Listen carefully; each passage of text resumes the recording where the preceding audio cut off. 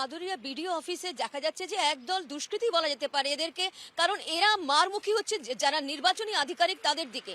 এবং এই ছবি আসার সঙ্গে সঙ্গে কিন্তু মুখ্য নির্বাচনী আধিকারিক, জেলা নির্বাচনী আধিকারিক থেকে রিপোর্ট তলব করেছেন। এর আগেও কিন্তু সিও দপ্তর থেকে বলা হয়েছিল যেখানে কিন্তু এই ধরনের শুনানিতে বাধা দেওয়া হবে সেখানে কিন্তু শুনানি বন্ধ করে দেওয়া হবে। বেশ কিছু এরকম ধরনের উদাহরণও আমরা দেখেছি, শুনানি চলাকালীন কিন্তু বন্ধ থেকেছে। সেক্ষেত্রে এখন আবার এই দেখা যাচ্ছে, যেখানে দেখা যাচ্ছে একদল লোক সেখানে কিন্তু তারা মারমুখী হচ্ছেন। যদিও বিরোধী দলনেতা এই ছবি পোস্ট করেছেন, টুইট করেছেন এবং তিনি বলেছেন এক্স স্যান্ডেলে যে এরা কিন্তু দুষ্কৃতী, এরা হচ্ছে তৃণমূল কংগ্রেসের দুষ্কৃতী, অর্থাৎ শাসক দলের দিকে কিন্তু অভিযোগের তীর।